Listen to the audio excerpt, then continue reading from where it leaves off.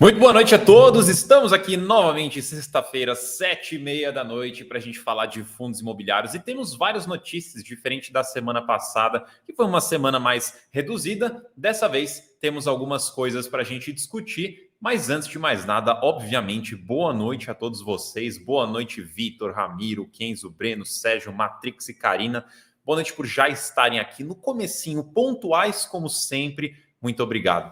Então, eu separei aqui algumas coisas para a gente falar, separei algumas notícias, alguns fatos relevantes que saíram aí ao longo da semana, mas como sempre, caso ainda você seja novo aqui no canal, novo aqui na live, você pode mandar suas perguntas aí no chat, eu vou olhando aqui enquanto eu vou falando, se por acaso o que você perguntou não bate com o que eu estou falando aqui, eu deixo para o final e daí eu respondo no final, beleza? Boa noite a todo mundo que está chegando ainda, Mário, Marcos e Sérgio, boa noite, boa noite, boa noite. Deixa eu colocar aqui na tela então. Aí sim, vamos lá então. Semana do dia 27, segunda-feira, até dia 3, hoje, sexta-feira. O que a gente tem para falar hoje? Um aviso rápido sobre informes de rendimento, já vou explicar. Falamos depois de HGLG e GGRC, é praticamente a mesma notícia que envolve os dois fundos, XPLG, Betal, SNLG, TRXF. Então temos esses fundos aqui, todos com notícias referentes aos seus imóveis de uma forma ou de outra. Algumas são locações, outras são prolongamentos de contrato, outros é aquisição. Então temos bastante coisa para falar aqui hoje. Vamos logo direto ao ponto, então. Vamos direto ao ponto. O que eu quero falar para vocês de informe de rendimento? O informe de rendimento ele é um documento necessário para você conseguir fazer a sua declaração anual do imposto de renda. Então, olhem no e-mail de vocês, olhem os comunicados dos seus fundos ou entrem diretamente vocês no site da administradora para vocês pegarem esse documento. Algumas já mandam automaticamente para você, outras você tem que ir atrás, você tem que entrar no portal, você tem que mandar um e-mail, mas normalmente, pelo menos nos últimos 2 anos, eles facilitaram muito esse processo de recebimento, de envio desses documentos. Nesses documentos aqui, nos informes de rendimento, você vai conseguir encontrar o quanto você recebeu de rendimento no ano passado, quanto foi declarado lá pelo fundo, e também o CNPJ da fonte pagadora, e também a sua posição naquele fundo no fim do ano. Então, essas são informações importantes para a sua declaração. Vale mencionar que a gente teve algumas mudanças no imposto na declaração, na verdade. Então, talvez, dependendo do seu caso, dependendo aí de algumas coisinhas, você nem precise declarar, porque houve algumas mudanças nas regrinhas de declaração. Então, se você, por exemplo, tem menos de 300... Se você tem... eu sempre falo na ordem inversa aqui. Se você tem mais de 300 mil reais em bens, você precisa declarar. Se você ganhou mais de 40 mil reais ou vendeu mais de 40 mil reais, você precisa declarar também. Se você não tem isso, então possivelmente você não precisa fazer sua declaração, mas eu não tenho ainda todos os detalhes certinhos na vírgula sobre essas mudanças da declaração, mas eu sei que a gente vai fazer uma live mais para frente, acho que daqui umas 2 semanas, talvez, alguma coisa assim, a gente vai fazer uma live para a gente tirar dúvidas sobre esse assunto. Mas saiba que isso aconteceu, tá? Então, informe de rendimento, todos já estão disponíveis, ou deveriam estar, porque o prazo foi dia 28 de fevereiro. Confiram, vão atrás, já baixa, já guarda aí no seu computador, para quando a hora chegar de você poder entregar a sua declaração. Certo? E segundo, lembre-se que essa live aí vai ter mais para frente, mas a gente vai se falando até lá. Então vamos lá, HGLG e GGRC. Notícia pequena, nem tinha muito o que escrever aqui, mas basicamente é o seguinte, quem lembra, não sei se foi, acho que foi na semana retrasada, o GGRC ele soltou um comunicado, assim como outros fundos também soltaram um comunicado, falando que a Americanas não pagou 100% do aluguel de janeiro. Ela tinha pagado apenas uma fatia, uma parte do mês. Isso também aqui praticamente aconteceu a mesma coisa lá no LVBI. Então, a Americanas pagou só uma parte do aluguel e agora, o que saiu essa semana para o GGRC e, consequentemente, para o HGLG, porque os dois ainda estão nessa fase de transição do imóvel, o GGRC ainda está pagando pelo imóvel que ele está comprando do HGLG, então a notícia vale para os dois, é que a Americanas ela pagou mais 7 dias, né? Mais, o equivalente a mais 7 dias de aluguel, totalizando 19 dias pagos para o fundo. Então, isso que causou um impacto aí na receita do fundo, principalmente lá no LVBI, que a gente conseguiu ver nitidamente uma queda no rendimento. Não tem muito mais o que falar, né, dessa notícia, mas saiba que é um andamento essa história da Americanas, a gente ainda vai ver outros capítulos dessa história para ver o que acontece. Pode ser que no futuro próximo esse valor restante seja pago, pode ser que não, pode ser que tenha problema jurídico. Vamos ver, vamos ter que descobrir. Não tem muito o que falar. Esse comunicado é só realmente o fundo receber um valor a mais da Americanas que ela pagou lá referente a janeiro. Seguindo. O Ivan aqui, ó. Fala, Marcão, boa noite. Cheguei agora do trabalho e você aí trabalhando. Forte abraço. Obrigado pelas informações. Tamo junto, Ivan. Você sabe, eu vou te contar uma coisa. Agora há pouco no WhatsApp aqui o pessoal estava combinando de fazer churrasco, não sei o quê, para ser na sexta-feira, depois do horário de trabalho. Aí eu fiquei pensando, que maravilha, meu horário de trabalho toda sexta-feira acaba lá perto de 9 horas da noite. Então tá aí um churrasco que eu nunca vou conseguir participar por conta da live. Mas tudo bem, eu estou aqui justamente para falar de algo que eu gosto, então eu vou sacrificar esse churrasco para passar aqui mensagens, notícias e ensinamentos para vocês. Mas faz parte. Seguindo para a próxima notícia, XPLG. E, inclusive, essa notícia aqui saiu tem, sei lá, 10 minutos. Fresquinha para vocês. XPLG, ele celebrou um novo contrato de locação lá no WT Cajamar por 5 anos. Só que é uma locação pequena, mas mesmo assim, locação é sempre positivo. Então, a ocupação do imóvel subiu de 78% para 88%. A receita acumulada dos 24 primeiros meses é de aproximadamente ali 13 centavos. Mas lembrando, acumulado, somos 24 meses, dá 13 centavos. A partir do 25º mês, porque provavelmente tem algum desconto, alguma carência, alguma coisa durante esses primeiros 2 anos, a partir do 3º ano, a receita mensal estimada é de R$ 0,007. Então, é menos de 1 centavo por mês. É uma locação pequena. A vacância do fundo acaba sendo reduzida de 6,8% para 5,4%. Então, locação é positivo, mas é bem pequeno, é pouco representativo. O Sérgio está falando aqui para eu pegar uma cesta dessa e dar um perdido. Eu vou fazer isso, né? Vou sumir aqui. Então, se por acaso tiver uma live aí de sexta-feira, que vocês foram lá, entraram no YouTube, tá esperando para começar e ela não começou, saiba que eu fui para um churrasco e eu tô comendo uma deliciosa carne, comendo um pãozinho de alho, um queijo coalho lá, enquanto vocês estão me esperando para uma live que não vai acontecer. Então, já fiquem avisados. Vamos para o próximo. Betal. A notícia, ela soa muito grave, mas na realidade ela não é. É ruim, obviamente, mas ela não é uma notícia grave. Então, o que aconteceu foi um incêndio, um pequeno incêndio num dos imóveis lá do Betal. Lembrando que o Betal é um fundo do BTG voltado para o agronegócio, porém o agronegócio logístico e não fazendas. Então, ele tem armazéns, por exemplo, principalmente.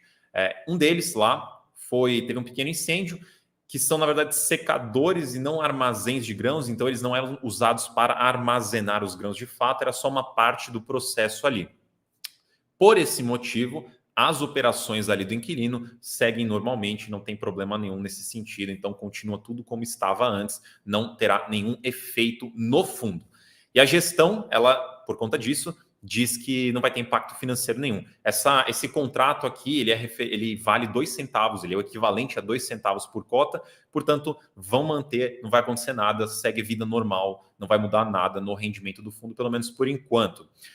A empresa ali, ela vai se responsabilizar por arcar com os custos de reparo, ou o seguro que eles têm vai ser acionado para custear os reparos. Então, o fundo não vai ter problema nenhum. Segue recebendo o valor, a operação do inquilino segue a mesma e eles que se virem lá para resolver o imóvel, o incêndio do imóvel, tá? Como disse que é incêndio de pequena proporção, talvez possa ser realmente algo bem pequeno, bem simples lá, aí já não tem tantos detalhes de como foi, mas a notícia nos dá aqui a impressão de que para o fundo, tudo tranquilo, nada muda, nenhum problema.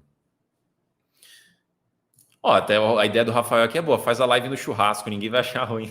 Eu vou dar essa ideia, vamos ver, porque vai ter mais pessoas, né? Então eu preciso de aprovação das outras pessoas. Aí eu vou dar essa ideia. Vamos lá, SNLG, antigo MGLG, antigo fundo de logística da Mogno, hoje fundo da Suno, que mudou, inclusive, recentemente o nome de MGLG para SNLG. Houve uma renovação do contrato de locação com a Cerati e o contrato foi prolongado por mais 10 anos, acabando lá em 2032. Houve um pequeno desconto na alocação de 3 milhões, só que esses 3 milhões são referentes ao período de 10 anos, então ele é diluído durante todo esse período do contrato, que dá ali mais ou menos R$ 28 mil por mês de desconto. Teve a mudança do índice de reajuste do IGPM para o IPCA, inclusive esse aí é um dos grandes motivos por conta do desconto ali que foi dado. O IGPM, como vocês acompanharam nesses últimos anos, ele se descontrolou praticamente, então ele subiu exageradamente para números muito difíceis de uma empresa ou uma pessoa conseguir ajustar o próprio contrato, pagar o aluguel que subiu 30% ali em um ano. Então, assim, é um índice que acabou se descontrolando e a indústria como um todo, no imobiliária, está mudando, já mudou muito, continua mudando e imagino que deve continuar ainda mudando daqui para frente, do IGPM para o IPCA. Então, antes a gente tinha muito contrato com o IGPM, hoje é IPCA. Os CRIs também, fundo de papel, muitos CRIs eram IGPM, hoje é muito mais IPCA. Então, o mercado como um todo vem migrando para o IPCA, porque ele é um índice que acaba sendo mais estável do que o IGPM, que é mais volátil. Apesar dessa multa, apesar desse desconto, se por acaso o inquilino resolver sair do imóvel antes do fim do contrato, então temos algumas coisas que precisam acontecer. Primeiro, aviso prévio de 360 dias. Então, basicamente, tem que avisar um ano antes que vai sair do imóvel. Segundo, o inquilino vai ter que devolver esses descontos. E terceiro, ainda tem que pagar uma multa ali de 3,5 milhões. Então, tem algumas condições para o inquilino poder sair ali. Aqui, ó, o Pipeliner falou uma coisa legal sobre a notícia anterior, né, do Betal, né? Esses imóveis sempre têm seguro. Se não houver nenhum dano grande no imóvel, normalmente o seguro deixa qualquer prejuízo ileso. É isso aí. Nesse caso, tanto o ativo e a empresa possuem seguro patrimonial e locatício, e a própria empresa ela mencionou que ela vai ou acionar o seguro e beleza, vai dar tudo certo, mas se não der também, ela arca com os custos. Então, para o fundo, aparentemente, é uma notícia... É uma situação mais confortável. Aí a Maria perguntou, né, qual que é o motivo da queda brusca do Betal. Não tem bem, assim, tirando isso aqui, que na verdade, na minha opinião, isso aqui não justifica nenhum tipo de queda relevante, não saiu nenhum outro tipo de fato relevante, tá? O mercado como um todo, ele vem caindo, ele vem mais negativo por conta dos juros altos, por conta das incertezas, por conta dos problemas econômicos brasileiros e mundiais. Então, assim, a gente vive num momento onde é mais provável que o fundo caia do que suba. Então, é a situação de praticamente a maioria dos fundos imobiliários, incluindo o Betal. Aí, é claro, alguns fundos que potencialmente são menos líquidos, esse aí tem uma boa liquidez, mas assim, falando no geral, fundos que são potencialmente menos líquidos, ou fundo que as pessoas entendem que tem mais risco, ou fundos que são menos conhecidos, eles tendem a sofrer mais quando a gente entra num momento ruim de mercado como um todo. Aí depois, quando o mercado volta para o positivo, comece bem, os melhores fundos, ou pelo menos os fundos que as pessoas têm uma percepção de serem os melhores fundos, eles tendem a voltar mais rápido e depois os outros fundos vêm em seguida. Então, a gente está meio que numa condição de mercado que está afetando todos os fundos. O Kenzo falou aqui, voltando aqui para o SNLG, né, que eu tinha comentado do IGPM, o Kenzo falou, mas a tendência do IGPM e do IPCA não ficam parecidos ao longo do tempo? Sim, se você pegar historicamente, eles meio que se encontram lá na frente. O problema é que não é nem esse o problema, ou a questão. O problema é que em um ano só, o IGPM ele oscilou ali dos seus 20% e 30%, ele subiu 20% e 30%.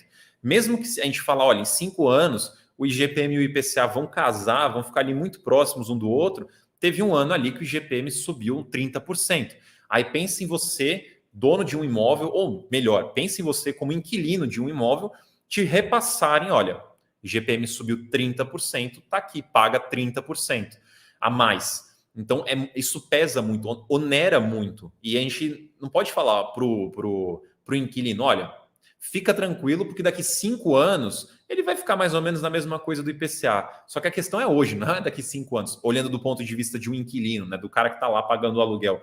Então fica muito pesado no bolso, é muito mais difícil para o inquilino conseguir lidar com essa situação de IGPM. Inclusive, quando teve esse descontrole do IGPM, bem lá no meio do barulho, tiveram vários inquilinos que acabaram tentando entrar na justiça, que acabaram tentando renegociar contrato, que diferiram valores do contrato, justamente porque ficou difícil, ficou pesado pagar isso. Então, o que você falou é verdade, a tendência é que o IGPM e o IPCA acabem aí chegando em algum número próximo comum, mas o problema é que no ano a ano o IGPM às vezes pode dar um tiro para cima, da mesma forma que pode dar um tiro para baixo, e essa volatilidade ela dificulta um pouco a vida dos inquilinos. Seguindo para as nossas notícias, TRXF, novo contrato de aquisição, construção e locação lá no Vale do Paraíba, em São Paulo, por quase ali 87 milhões. Então, basicamente, é o TRXF seguindo com a... Deixa eu só tirar aqui, desculpa. Pronto. É basicamente o TRXF seguindo com a estratégia dele de, primeiro, esse setor de varejo big box, que são basicamente esses terrenos grandes, com lojas grandes, grandes caixas, que nem o nome já diz, seguindo nesse caminho, mas também diversificando no tipo de imóvel que ele tem lá dentro. Então, hoje, o fundo é principalmente supermercado, mas, se você olhar as últimas aquisições e movimentações do fundo, ele tem ido bastante também para outros tipos de imóveis, como esses imóveis de varejo de construção. Então, a Obra Max é uma loja de construção, então é um perfil de imóvel que o fundo vem colocando para dentro do portfólio mais recentemente. Então vamos lá para o que tem aqui de condições dessa novidade. Vai ser um contrato para a Obra Max por 20 anos, naquele padrão que o fundo já faz, né? 20 anos, contrato bastante longo, e se por acaso tiver uma rescisão antecipada, vai ter uma multa proporcional ao tanto de aluguéis que falta ainda serem pagos. Então, se ele pegou no 10º ano, a Obra Max no 10º ano falou, olha, não quero mais, vou sair, tranquilo, pode sair, mas sabe que você me deve ainda 10 anos de aluguel que você não pagou, você vai ter que me pagar para poder sair. Então, essa multa acaba segurando bastante o inquilino ali dentro. Segundo ponto, essa história toda, né, essa aquisição, construção, essa locação, tudo isso ainda não foi oficialmente concluída. Foi assinado um termo, já foi assinado um compromisso, porém ainda precisa ali de toda diligência para chegar numa conclusão e aí sim o fundo efetivar a compra. Por enquanto não foi efetivado, mas o fundo já desembolsou 1 milhão ali como sinal. Então isso foi tudo que ele desembolsou e a estimativa para a conclusão desse negócio, início das obras, é final desse ano, 2023, e começo do próximo 24. Então, lá para o final do ano, a gente deve ouvir mais notícias. Inclusive, o fundo mencionou no fato relevante que ele não entrou em detalhes ainda em questão de impacto financeiro, as condições do negócio, da transação e tudo mais, porque ainda não foi concluída. Assim que for concluída, que deve acontecer lá mais para o fim do ano, aí o fundo ele vai soltar um novo fato relevante mais detalhado, com mais informações sobre esse novo negócio, nessa nova transação. Mas a princípio é isso, mais uma loja da Obra Max, um desenvolvimento, então ela será construída ainda, contrato de 20 anos, multa robusta e o investimento ali é de aproximadamente 87 milhões de reais. Então, o fundo segue diversificando o seu portfólio dentro da mesma estratégia de varejo, mas diversificando dentro do setor. Deixa eu ver se tem alguma dúvida aqui. Beleza. Então, lembrar vocês que essas notícias e várias outras, e também relatórios gerenciais, tudo é abordado lá no Radar de Fundos Imobiliários para assinantes. Então, se você é um assinante, você tem acesso.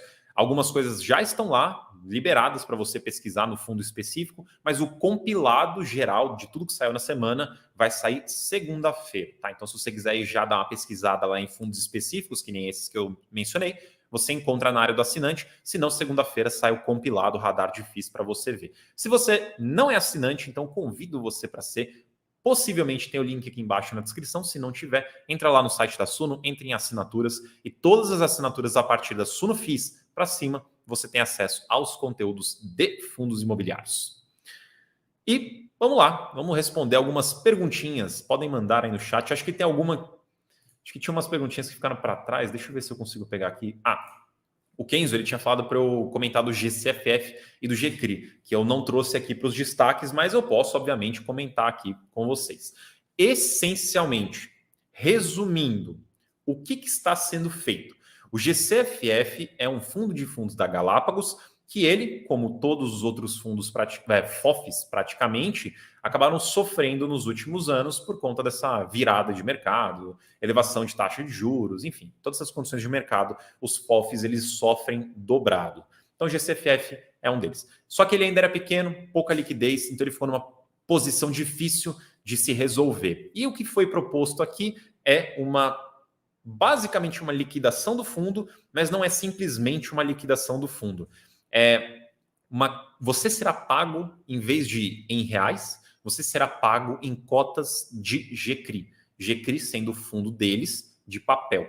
Então, pensa assim, se você é cotista do GCFF, você pode sair do fundo e virar um cotista do GCRI, caso você vote a favor, caso seja aprovado e caso tudo dê certo no que eles querem fazer. Então, essencialmente, não é uma incorporação exatamente, mas o conceito é parecido. Então, você vira um cotista do GCRI. O GCRI, ele já tem mais liquidez, ele é um pouquinho maior, se eu não me engano, ou muito próximo ali, mas como os fundos se juntariam, né, ele vai ter uma oferta no GCRI, ele vai entrar ali, o fundo vai crescer, então o fundo acaba tendo mais liquidez, mais patrimônio, e se você mesmo assim não quiser continuar, você tem uma posição mais líquida para poder sair, ou você pode continuar com o investimento no GCRI, que é o fundo de papéis deles, que é outra estratégia, mas pode ser alguma coisa que te agrada também. Então, vale muito a pena você dar uma olhada nisso, caso você seja cotista do GCFF, e vote lá na proposta.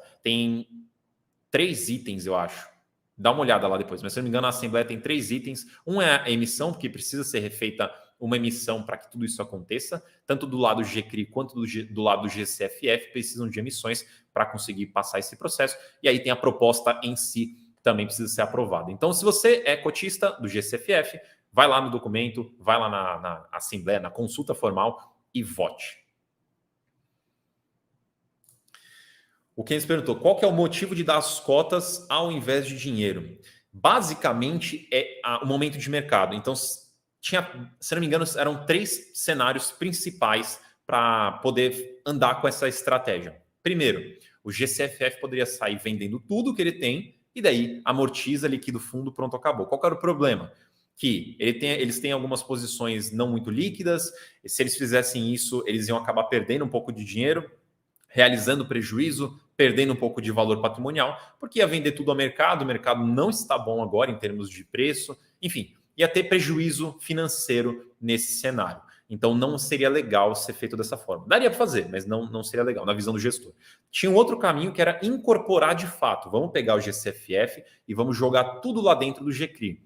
Bom, qual que é o problema aí? Aí o problema mora mais lá no GCRI, porque daí você desvirtuou um fundo. Então, você tinha um FOF, tinha um fundo de papel, os dois claramente aí com suas estratégias separadas, bem definidas. Você jogou o GCFF lá para dentro, você pegou esse fundo de papel e transformou ele num fundo híbrido, você acabou também atrapalhando um pouco ali o andamento de um outro fundo. Então, os outros cotistas poderiam ficar ali não muito felizes. Então, tinha uma terceira opção, que é fazer uma semi-liquidação do fundo, só que em vez dele pagar para você, vender tudo e pagar para você, ele faz uma conversão de cotas ali, te entrega a cota de GCRI, onde o impacto seria menor do que esses outros cenários.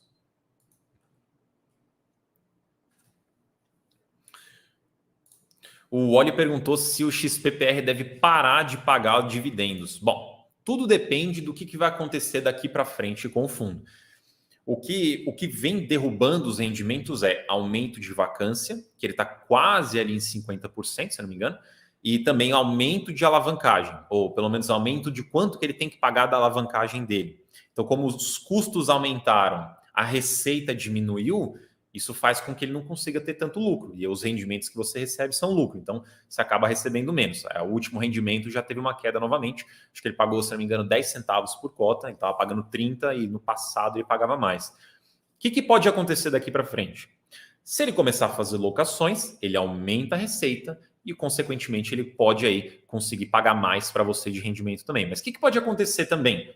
A vacância voltar a aumentar, ele não conseguir pagar o que ele precisa, ou ele não ter tanto recurso para distribuir, e o rendimento cai novamente. Então, assim, ele deve parar de pagar de rendimento? Não tenho como te dizer, porque eu não consigo prever o futuro, mas tem 2 grandes caminhos aqui. Tem vários caminhos, mas 2 principais caminhos. Primeiro, consegue fazer locação, a receita sobe, ele volta a pagar melhor. O outro caminho, a vacância não melhora, ela pode piorar, e daí a receita piora, e daí os rendimentos podem parar, pode diminuir até parar também. Então, vamos ter que acompanhar para ver. Uma coisa que eu posso dizer é que o gestor do XPPR, ele já comentou de que ele pretende vender imóveis para poder resolver a situação da alavancagem. E foi nesse fato relevante, ou teve um comunicado agora recentemente, se não me engano, ele mencionou um pouquinho que ele já tem algumas negociações ali para venda de imóvel e esse valor ele vai ser utilizado para poder resolver a alavancagem do fundo. Se por acaso ainda tiver lucro à venda, aí pode ser que dê uma melhoradinha no rendimento, mas o principal não é gerar lucro, mas sim resolver a alavancagem, que está muito alta nesse fundo.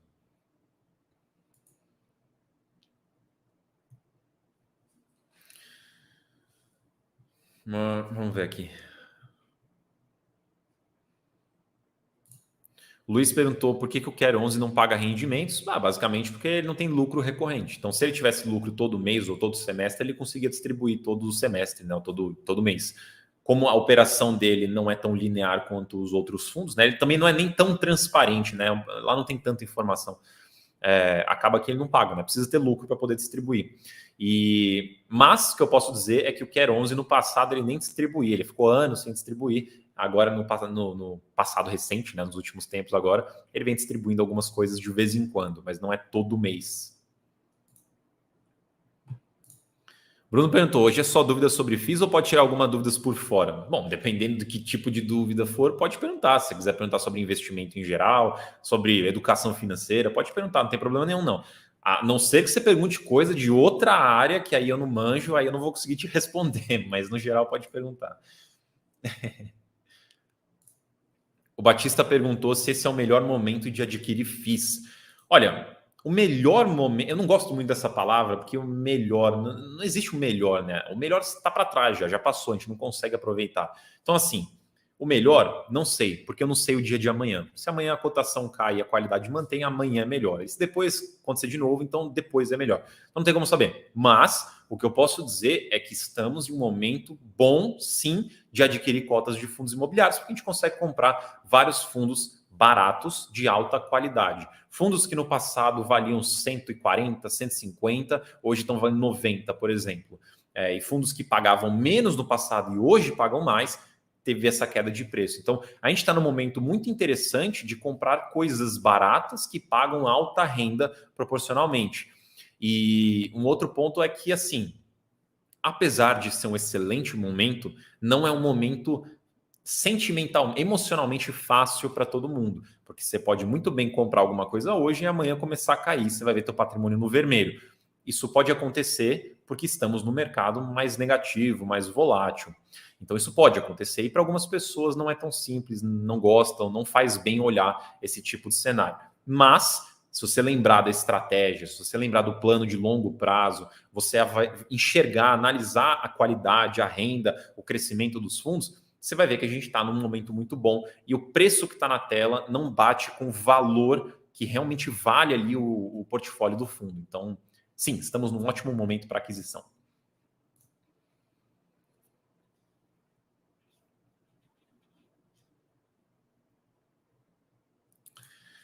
O Gassuporte perguntou por que o VILG passa anos e não melhora significativamente o dividendo. Ele teve algumas...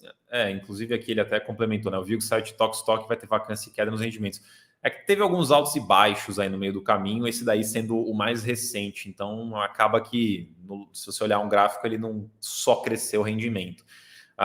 Bom, vamos ver. O imóvel é bom, então realugá-lo não deveria ser um grande desafio. E realugando ele pode não só... aquele lugar, eu não lembro se ele estava um pouco abaixo de mercado, mas se tiver um pouco abaixo de mercado, então ele consegue ainda até melhorar mais o rendimento.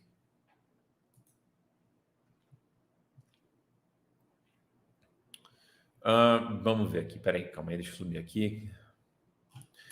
Kenzo pediu para eu comentar do ALZR querendo comprar fundos da própria casa. Esqueci agora o ticker, a URB, acho que é, né, o fundo. Assim, as casas em geral, gestoras maiores que têm vários veículos, elas costumam querer investir nos próprios veículos delas também. Não só exclusivamente, normalmente ainda dão desconto na taxa de gestão para não ter uma dupla taxação. Então eles gostam de fazer isso. Por quê? E são as justificativas, né? Bom, se a gestora é gestora dos dois, então ela entende perfeitamente os negócios. Então, na concepção dela, na visão dela, ela entende muito bem aquele negócio, entende muito bem a estratégia, entende muito bem o valor, e ela quer investir ali, versus investir numa outra gestora, num fundo de outra gestora, onde ela não tem controle, onde ela não tem a garantia, entendeu? Então, assim, eles gostam de investir em fundos da própria casa. Eu acho ruim isso? Não necessariamente. Se de fato o investimento for bom, se de fato esse investimento vai me trazer retorno, se esse investimento faz sentido, eu não vejo problema nenhum. Se você tá enxergando ali oportunidade, se você tem ali controle dos dois, você consegue, sabe, manusear os dois bem e gerar valor, manda bala, vai fundo. O que eu quero é bons rendimentos, uma boa performance. O que eu não quero? Que você, por exemplo, invista em fundos da própria casa só para, por exemplo, financiar o outro fundo, mas não gerar nenhum retorno para você. Ah, eu quero fazer uma emissão no outro fundo, eu vou entrar com esse fundo no outro fundo e pronto, financio ali. Mas foi bom realmente para esse fundo que financiou? Não, é esse tipo de coisa que eu não quero ver. Isso acontece? Ah, acontece. Então a gente tem que ficar de olho. Mas assim, o LZR, a princípio, não mostrou nada nesse sentido negativo até hoje. Até porque ele já investe em fundos da casa, que é o... Como é que é o nome? O Alianza... esqueci o nome. Enfim, tem um fundo lá que é da casa, que o LZR investe nele para investir em outro imóvel. Então, é uma prática que já está sendo feita.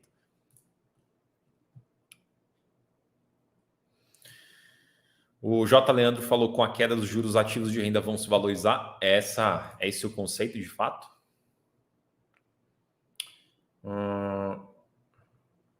Putz, espera aí, calma aí. Tá entrando um monte de pergunta aqui ao mesmo tempo, tá pulando aqui. Deixa eu pegar essa daqui. Renato falou que o TRX, você não acha que o TRXF está muito concentrado no açaí e pão de açúcar? Olha, assim, ele tem uma concentração clara maior nesses dois, então com certeza ele está mais concentrado ali. Mas como você pode ver pelo fato relevante que eu mencionei hoje, é uma posição que está sendo diluída ao longo do tempo. Então, conforme o mercado crescer, o fundo crescer, vai diluindo isso. Hoje eu não vejo tanto problema, até porque os contratos são muito longos e com grandes multas. Então, nesse sentido, eu fico mais tranquilo. Mas ao longo do tempo isso deve se melhorar. Marlon falou aí, por favor, comenta sobre compensar lucro, prejuízo entre Fiagros e FIIs, por favor. Você pode fazer isso, tá? Se você entrar no programa da declaração, você vai ver que Fiagro e FII está dentro da mesma categoria, do mesmo menu de declaração. Então, sim, se você teve prejuízo em Fiagro, você pode compensar com fundo imobiliário. Se você teve prejuízo de fundo imobiliário, pode compensar com Fiagro.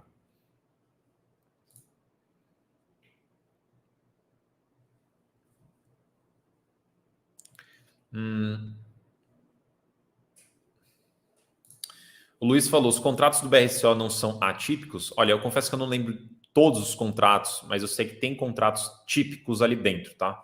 Não é 100% atípico, eu não lembro qual é a porcentagem de atípico.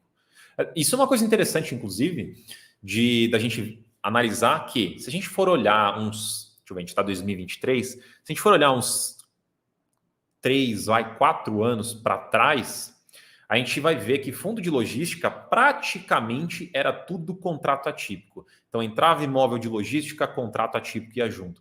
Agora, se você for acompanhar de lá para cá, muitos fundos de logística começaram a mudar esse comportamento para mais contratos típicos do que atípicos. Por que isso aconteceu? Né? Uma pergunta interessante. Principalmente pelo fato do mercado de logística estar muito aquecido, principalmente nesses últimos anos.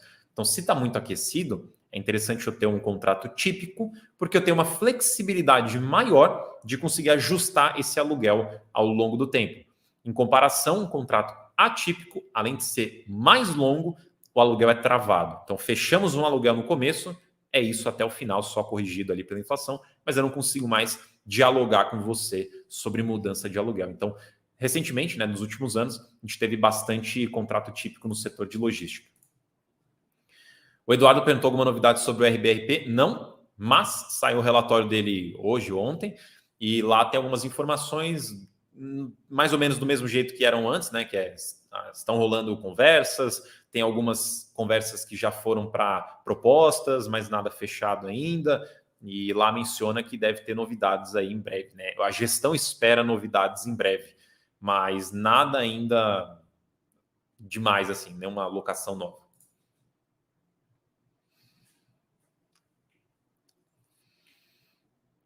Vamos ver. Kenzo perguntou, o TRXF não tem mais de 10% das cotas do TRXB? Isso não faz com que o TRXB fique desenquadrado das regras de FIIs? Tá, não, na verdade, assim, o TRXF, eu não lembro qual que é a porcentagem que o TRXF tem de patrimônio dele no TRXB. Normalmente a limitação que eu acho que você está falando de 10% é de TRXF, ele ter mais de 10% do patrimônio dele em algum outro fundo. Existe essa limitação, porém, com uma assembleia você pode mudar isso, tá? Com uma assembleia você pode ter ali uma porcentagem maior do seu patrimônio em um outro fundo. Então não tem problema nenhum aí, não. Inclusive, ó, eu estava falando do RBRP aqui, o RBRP, por exemplo, 1/3 dele, mais ou menos, é RBRL, que é um outro fundo da casa também. O Carlos falou aqui, 8ª emissão aprovada no MFI. O que você acha dessa emissão nessa fase de mercado? Olha, emissões nessa fase de mercado são complicadíssimas, porque o mercado não está muito aberto e os preços não estão ajudando para realizar a oferta. O que eu penso quando eu vejo uma oferta nesses momentos? Que possivelmente, não provavelmente, possivelmente, o fundo já tem algum investidor institucional, profissional, alinhado ali que ele vai entrar na oferta, que para ele faz sentido entrar na oferta. Então, às vezes, pode ser o tipo de oferta que para você, investidor, não faz o menor sentido você participar, não está no valor interessante, enfim, não é para você a oferta, mas é para algum outro investidor institucional entrar. Normalmente, quando eu vejo emissão muito fora, assim, um momento muito fora, eu penso que é isso. Mas se é isso realmente de fato, não sei dizer. O Kenzo falou, né? Não foi essa regra que fez o ABCP ter problemas com a CVM? Aquele problema, na verdade, é que tinha um inquilino lá dentro com mais de 25%, acho que não era 10%, acho que era 25%. Só que esse inquilino, falei inquilino, né? Cotista, na verdade. Um cotista que tinha uma participação muito grande, sendo que esse cotista participou do desenvolvimento do imóvel. Quando isso acontece, aí sim a gente tem uma quebra ali, um desenquadramento. Isso que foi ali para a justiça, deu todo aquele rolo e a cisão do fundo. Mas não é simplesmente um cotista ter mais de 10% do fundo. Isso daí não tem problema nenhum. Não desenquadra o fundo. Agora, se for um cotista que teve participação lá na construção, na concepção e desenvolvimento do imóvel ali do fundo, aí sim, ele pode ter problema de fato, de desenquadramento. O Sérgio me ajudou aqui com os números. TRXB é 24% do TRXF, da carteira do TRXF. Obrigado.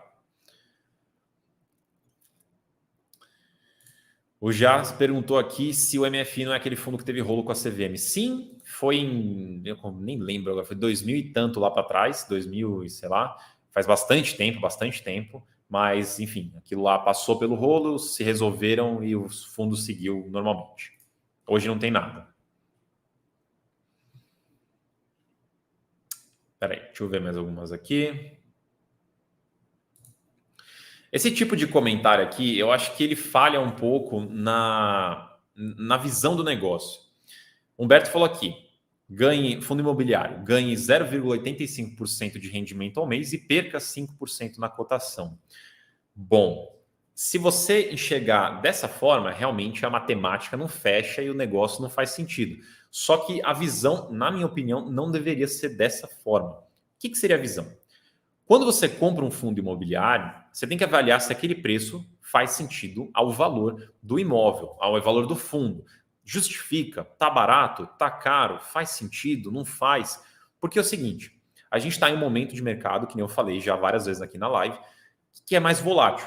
Então é mais probabilidade de cair do que subir. Só que você não está simplesmente colocando seu dinheiro para render 0,85 por mês e nada mais está acontecendo. Você, de fato, está comprando uma participação num portfólio de imóveis que tem uma dinâmica de imóvel, que tem uma dinâmica de bolsa também, que ao longo do tempo ela vai oscilar e vai te dar retorno. Então, se você está comprando um excelente fundo que está te pagando 0,85 e caiu 5%, meu amigo, eu tenho que te dizer ótimas notícias, porque agora você consegue comprar esse fundo 5% mais barato e ter uma renda ainda maior do que 0,85. Então você tem uma oportunidade de compra ali. Então, assim, a gente está no momento de mercado onde os fundos estão descontados. Eventualmente, o mercado vai melhorar. Então, ele caiu 5 agora, mas ele tem aí uns 30% para valorizar, 40% para valorizar, dependendo do fundo, do quanto de desconto tem nele. Só que isso não vai vir amanhã. Isso provavelmente não vai vir mês que vem. Isso talvez nem venha daqui 6 meses. Isso pode demorar, e provavelmente demora, até porque a gente está falando de um mercado imobiliário, além dos comportamentos da Bolsa. Então, assim, quando você for investir, pensa no que você está investindo. Qual que é o objeto ali do investimento? Isso tem que fazer sentido. E quando você está comprando um portfólio, esse portfólio ele não vai te entregar apenas o rendimento dos aluguéis. Tem coisas ali dentro que tem valor de fato, pode valorizar. O imóvel pode ser vendido que vai dar um upgrade ali no seu rendimento, o rendimento vai aumentar. Pode ser que o imóvel ali consiga reajustar contrato.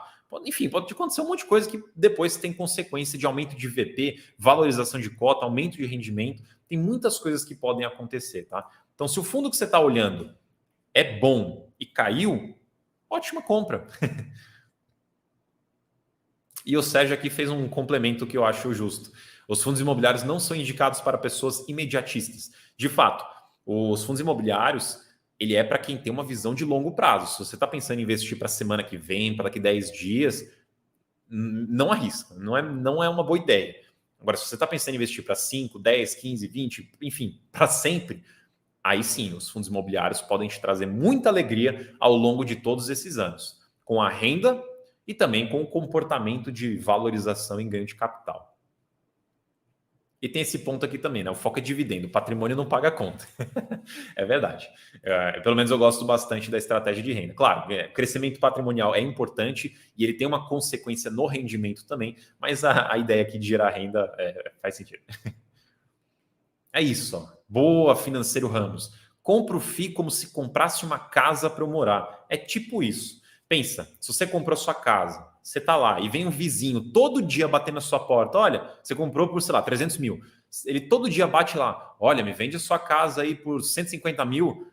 Aí você fala, não. Aí no dia seguinte, me vende aí 150 mil. Não. Todo dia ele está batendo na sua porta. Você vai falar não. Por quê? Porque você entende que você pagou 300 mil, essa casa vale 300 mil, vale mais ainda, ou vai valorizar. E você não vai ser louco de vender por 150 mil, vender de graça ali para o cara praticamente. Porque você entende o que você comprou, né? O que você está investindo. Quando você investe na bolsa, você devia pensar do mesmo jeito, porque o teu vizinho batendo na porta todo dia te oferecendo ali um valor é o home broker.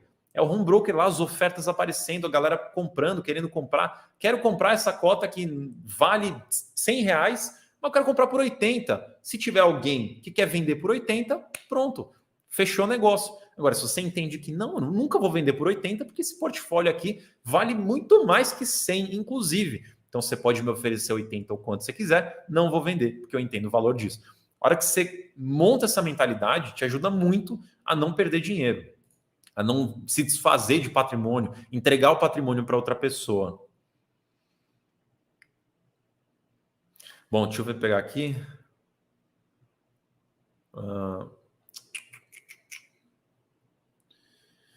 Deixa eu ver aqui, me perguntaram de livro. Luiz Felipe, né? Quais foram os 3 livros que você mais gostou de ler que fala sobre investimentos, educação financeira, mudança de mentalidade com respeito a investimentos? Olha, eu vou te falar que os principais livros, sim, infelizmente eu não gosto de falar isso porque eu queria ser diferente, mas eu não sou uma pessoa que leio tanto quanto eu gostaria. Mas dos livros que eu já li, a maioria dos que eu mais gostei não eram específicos de investimento. Eram, na verdade, livros que ensinam alguma coisa, alguma estratégia, algo de mentalidade. São livros de autodesenvolvimento que você consegue aplicar na sua vida pessoal, profissional, nos investimentos. Então, por exemplo, o livro que para mim está no top 1, que eu acho ele maravilhoso, sensacional, chama Essencialismo. Ele é de investimento? Não. Mas o conceito dele você consegue aplicar na sua vida como um todo. Esse livro eu acho sensacional. Inclusive tem um outro livro que é um complemento que chama Sem Esforço. Esse daí eu já não acho que está no mesmo nível, mas é um bom livro também. Deixa eu ver aqui. O que mais eu tenho? Tem um excelente aqui. Esse sim é de investimento, de educação financeira. Inclusive, é para todos vocês aqui, ó. Se você tem interesse no assunto, tem um livro sobre educação financeira, sobre dinheiro em geral, investimento também, só que de um ponto de vista mais psicológico, que, na minha opinião, esse livro é uma leitura obrigatória para todo mundo, que chama Psicologia Financeira. Excelente esse livro, ele é muito bom para fazer você pensar diferente sobre o dinheiro. Então, fica aí a recomendação. Simone falou para indicar o livro do Bassi para FI. Se você quiser livro específico de fundo imobiliário, o do Bassi é uma boa pedida. Tem o da Suno também, que é o do professor Baroni, que é o Guia Suno Fundos Imobiliários. E tem os 101 perguntas sobre fundos imobiliários, que também é da Suno, também é do professor Baroni. São 3 livros muito bons de fundos imobiliários para vocês. Tem também, vou fazer aqui um salve para o nosso querido professor, outro professor, na verdade, que ele é o livro, o Guia Definitivo de Fundos de CRI. Também vale a pena dar uma olhada nesse. Muito bom. Boa. Então, vou aproveitar aqui 45 minutos. Muitíssimo obrigado a todos vocês pela participação. Obrigado a todos aqui que mandaram perguntas, que conversaram comigo, que estão aqui desde o começo, que questionaram, que perguntaram, que criticaram, que xingaram, que reclamaram. Eu agradeço a todos vocês pela participação, porque vocês estando aqui permitem que eu esteja aqui também para a gente ter essa conversa e esse conteúdo. Então, muito obrigado. Descansem aí, fim de semana chegou, bom fim de semana para todos vocês. A gente falou de churrasco aí no começo da live, então, bom churrasco para quem for ter churrasco, boa pizza, bom hambúrguer. Aproveitem, descansem, porque semana que vem a gente está de volta. Então, novamente, muito obrigado, bom fim de semana e até a próxima.